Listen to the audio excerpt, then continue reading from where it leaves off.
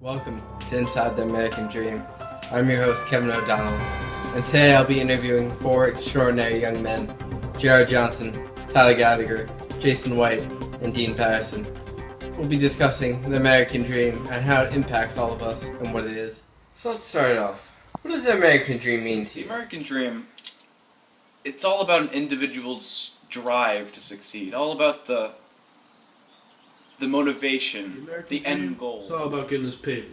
You can't be walking around with some lame girl. Like, no girl's gonna be with you if you don't got the paper. You feel me? You gotta have the car, the clothes, the money. Like, that's all it's about. Whatever you gotta do to get it, like, you just gotta get it. That's the American dream. The American dream means a lot to me. I feel like, the American dream is an idea or something you want to accomplish in your life, and you work towards it. You don't let anything stop you or, be an obstacle to you. And if you do reach an obstacle, you gotta jump over it, or you go around it. Me, the American dream just really means with the right motivation, with the right mindset and determination, you could achieve any goal you really have. There's nothing stopping you, there's nothing holding you back. Like, anything you really want to achieve in this world, you could just go out and get it. So moving on to the next question. Does race affect one's chances of achieving their dream? I believe no matter what your race, everyone has an equal opportunity. The race doesn't declare where you will be in this life or world, and nothing can stop you. For example, in Raising the Sun, George's family was rather wealthy in a time where that isn't very common. So it's like, how did that happen? Because they worked for it. Only you can achieve you. Hell no! You just gotta find an equal way to go and get it. You can't just sit back and be like, oh, I can't do this because of my race.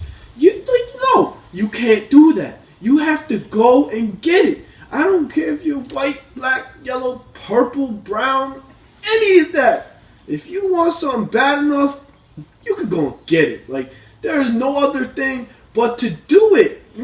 Like my boy Muhammad Ali said, ain't nothing to do but to do it, man. Like, nothing. Like, there's no other way. Race does not affect it at all. It's your personal motivation, the lion that's in your heart, the hunger that you have in this world. You gotta be like 350 pounds and haven't eaten in 6 months. You need to be that hungry. You need to be that hungry. I don't care what your race is. I don't think race affects your chances of achieving your dream.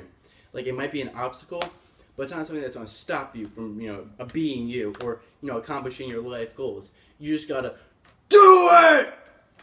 I'm really glad you're asking that question. Because I really feel that no matter what race you are, no matter what upbringing you have, as long as you push yourself and you have the right morals behind you, you could achieve anything. Does upbringing in class affect one's views and chances of the American Dream? It doesn't affect an individual's drive for the American Dream. Wealth gives some minor or major advantages to the American Dream, so to say. It makes it a lot easier to achieve it, maybe? It's a very touchy subject to me because, I really didn't have much of an upbringing. Thank God I have this picture with me. These are the only two people, matter of fact, that were with me my whole life. I'd like to just thank them. Because, they're not really here right now, but they did shape my future. They did help me with my upbringing. But I'm not going to lie, I don't think your upbringing shapes who you're going to be in your future. Considering I wasn't really that much of a family person back then. I didn't have much support. But I still did what I had to do in order to be successful. I have achieved the American dream, in my opinion.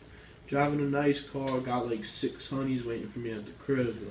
I got everything I need. I don't need anything else. I'm happy, and that's what the American dream is about. Being happy.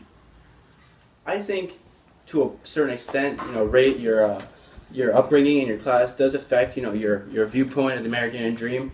We start from the bottom. You're some poor kid, and you want to accomplish what your dreams are, but you don't have the money or you don't have the support. But you work towards it, and you think the American dream is accomplishable because you have that perspective in life. But if you look at a high class person, someone with rich parents, a lot of support, they're not going to, think as big of the American dream. They're just going to think of it as, an idea or, something they want to accomplish in their life, but they're not going to think of it as an American dream because they kind of, they have everything, that's looked on as the dream in America, like money and, support and family. So, yes, I think class, and your race and your social standings are going to affect your viewpoint of it.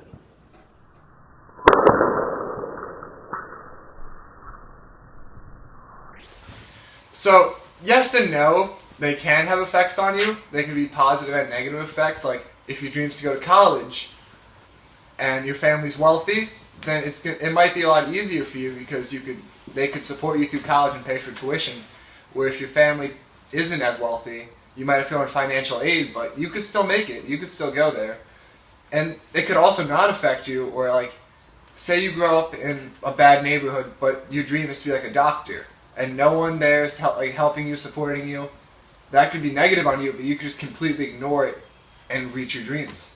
So, is it possible for one to change their social class, or are they just stuck in the same one that they were born into? It's very possible for someone to change their social class. Like, if you started off wealthy, you can easily throw away all your money on like gambling, stupid stuff, parties, all that nonsense.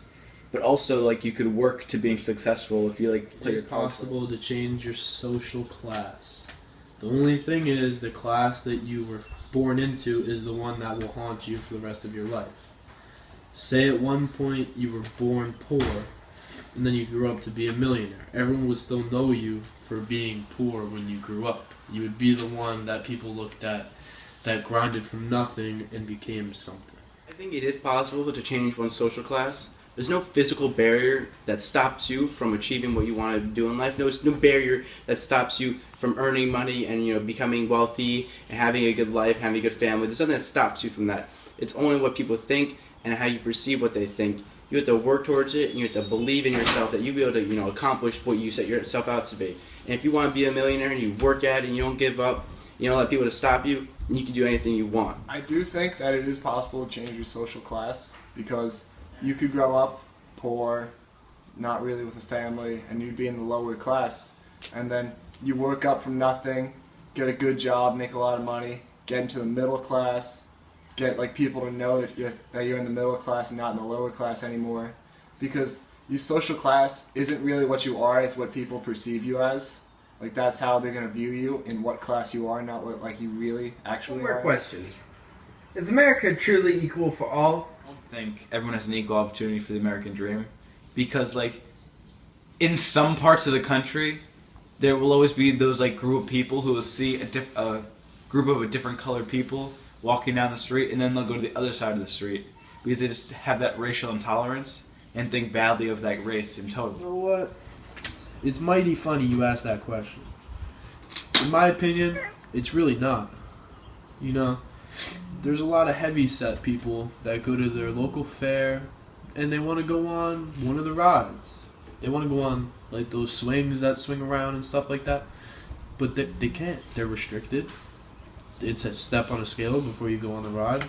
It's not true. It's not equal.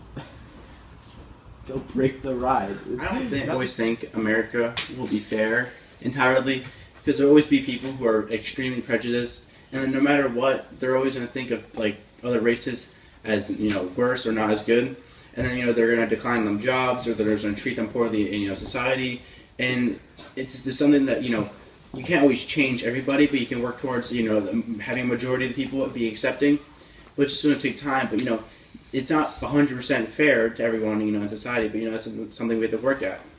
No, I really don't think the society is fair for all races and all people because there's always going to be biases in people. There's always going to be intolerance to other races. We're never going to get rid of that. It happened 300, 400 years ago and it's still around today. It's still always happening. And honestly, it's never going to go away. Thank you for coming. It was a pleasure. Thank you for coming. Thank you for coming. I love you. Thank you for coming. It was my pleasure. This has been Inside the American Dream.